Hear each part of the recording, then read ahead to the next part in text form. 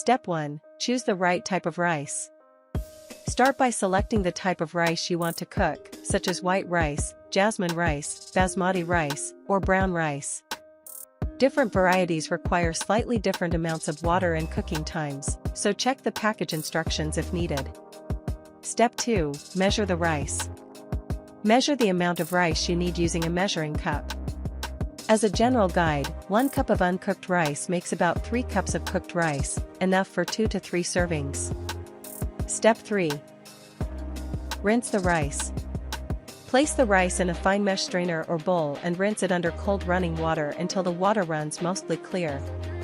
Rinsing removes excess starch, helping the rice cook up fluffy instead of sticky.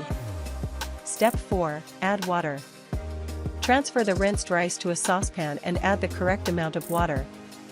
For most white rice, use 2 cups of water for every 1 cup of rice.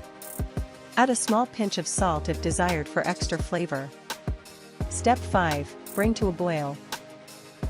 Place the pot over medium-high heat and bring the water to a rolling boil. Once it starts boiling, reduce the heat to low immediately to prevent the water from boiling over. Step 6. Cover and simmer. Cover the pot with a tight-fitting lid and let the rice simmer gently. Avoid lifting the lid while it cooks, as the trapped steam is essential for evenly cooked rice. Most white rice takes about 15 to 20 minutes, while brown rice may need 40 to 45 minutes. Step 7. Let the rice rest. When the cooking time is complete, remove the pot from the heat but leave the lid on.